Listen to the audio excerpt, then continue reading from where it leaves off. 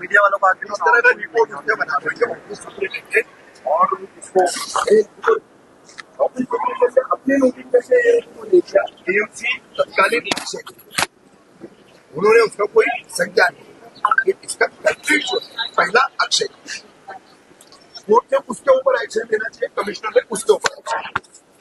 Second thing, अब ये statements के बाद निजी भंसाली साहब ने एक इंटरव्यू रिपोर्ट बनाई जो कंप्लीट उनको रिपोर्ट सबमिट कर पार्ट सिर्फ इंटरव्यू रिपोर्ट का हिस्सा बना 11 अगस्त को मीडिया साइड रिपोर्ट जो है रख दिया कुलकर्णी साहब ने।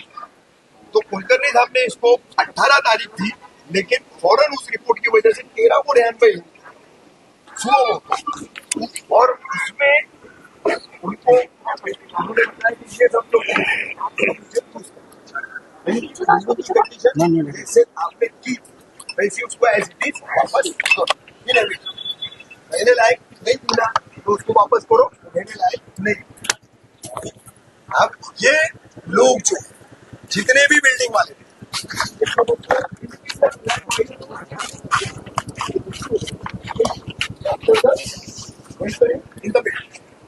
इसमें इन्होंने व्यक्तिगत तौर पर हर फ्लैट ओनर ने लिख के दिया है, मनपा को अपना जवाब दिया है, दीवार प्रमाण समिति को अपना जवाब दिया कि हमने अपने खर्चे से, क्योंकि वी आर होमलेस एंड शेल्टरलेस, हमारे पास दूसरा कोई सब्स्टिट्यूट या पर्याय नहीं है। एक ही घर, एक आम आदमी जगह पर घर क्यों लेता है? क्योंकि उसका बजट हमारे साहब आप जानते हैं, आप गरीबी से ऊपर आपको लोग बुलाने का, बहुत ज्यादा आपको इंसिस्ट करने का सबसे बड़ी वजह जो है हमारे साहब वो ये है कि आप गरीबी से ऊपर आए हैं, ये लोअर मिडिल क्लास उससे भी नीचे के तबके के लोग हैं, तो आप उस दर्द को समझते हैं, आप उस दर्द को जानते हैं और जो हिम्मत आप कर सकते हैं हमारे साथ, वो हिम्मत कोई दूसरा राजनीतिक व्यक्ति नहीं कर सकता। ये मैं इतने लोगों के बीच में बोल रहा हूँ, बहुत सारी उम्मीदें हैं हमारे साथ, शहर पूरा आपके साथ में है, हम आपके साथ में है। टेक इनिशिएटिव, हम पूरे मनपा मुख्यालय का घेराव करेंगे। हम ये 18 तारीख के बाद हम पूरे मनपा मुख्यालय का घेराव करके जो इनका वर्डिंग है कुलकर्णी सरकार कि ये फ्रॉड हुआ है हमारे साथ, सरकार नहीं लेना 12 जून का ऑर्डर में भी मनपा फ्रॉड कर रही है, ओनली सी, बाकी सब जगह ओवरलुक, ये फ्रॉड नहीं है। इस तरीके की कार्रवाई हो रही है हमारा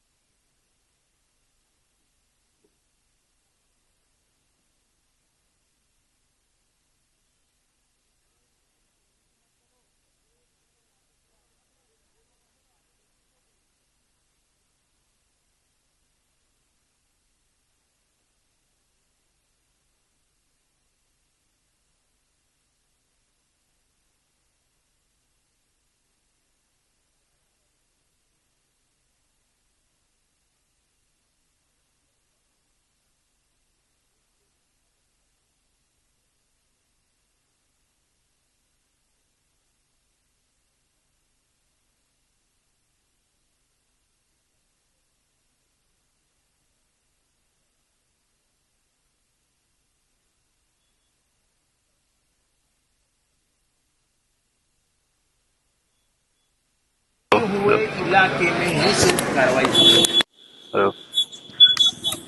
अनधिकृत बांधकाम सिर्फ इधर नहीं है, पूरे शहर में फैली हुई है।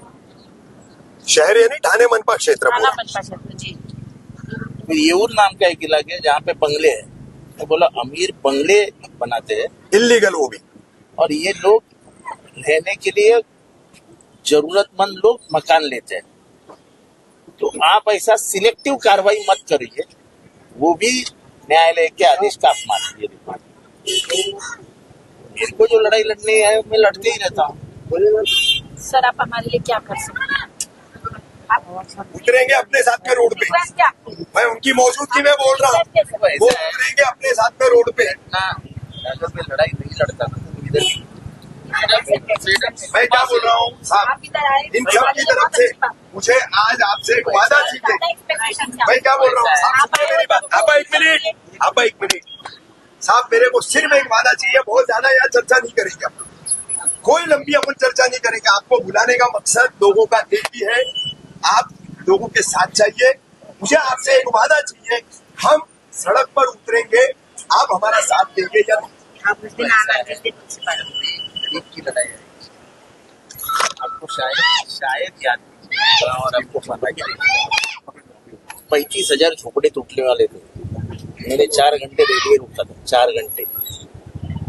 अब माहौल बहुत बदल गया, अब वो माहौल नहीं रहा। आप नहीं जानते हम कितनी मुसीबत से आगे बढ़े।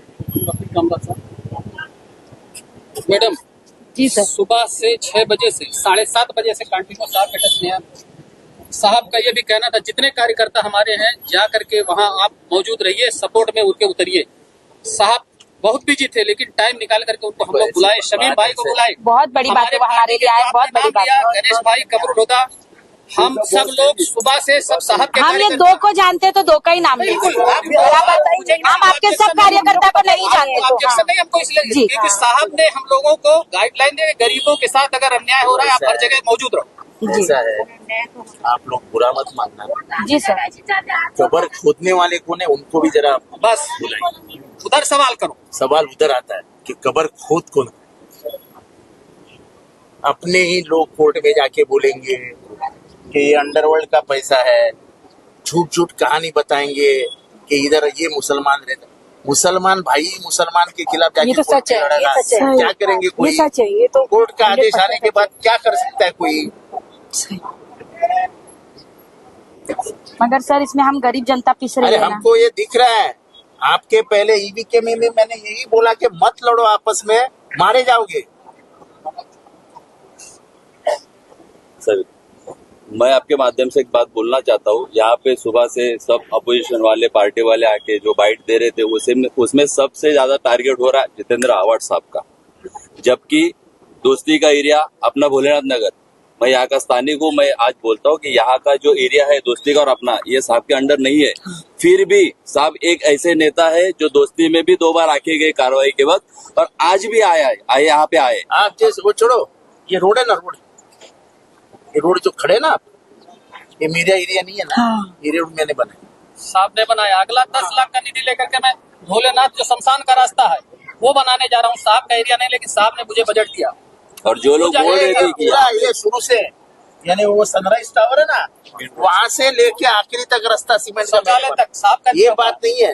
बात ये है कि ये लड़ाई कोर्ट में उलझ गई है, और जो राज्य करता है मैं ज्यादा नहीं बोल सकता। आपसे एक्सपेक्ट करेंगे ना सर सोल्यूशन के लिए, सोल्यूशन के लिए इनसे एक्सपेक्टेशन रखेंगे ना सर हम लोग। ऊपर इतना ऐसा है, टारगेट है। देखिए देखो, मैं जो बार बार सुबह से बोल रहा हूँ वही बात साहब बोल रहे हैं। बस आप हमारा साथ दीजिए। सरकार जो है वो नारंगी है और उसकी नीति 2 रंगी है। बस हाँ दोहरी राजनीति करके इस तरह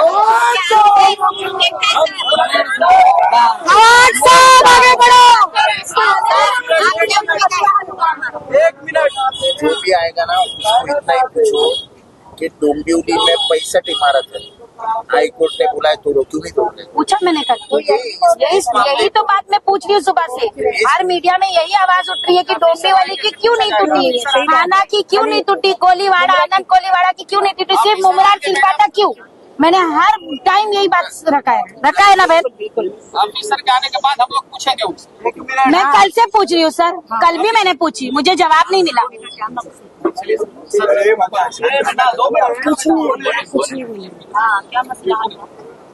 कुछ नहीं। क्या हुआ? क्या कुछ मसला हल नहीं हुआ है? कुछ भी नहीं हुआ है मसला हल। वो क्या करेंगे अपना मसला हल? हम लोग को मालूम है, हम लोग करेंगे। हाँ, बोल WhatsApp दिए क्या ना, बोलेंगे बस हो गया। अपन ने बोल बेचारे दिया ना, बस। ये दे दो, ये दे दो, बेचारे अपन ने बोल दिया अपना सामान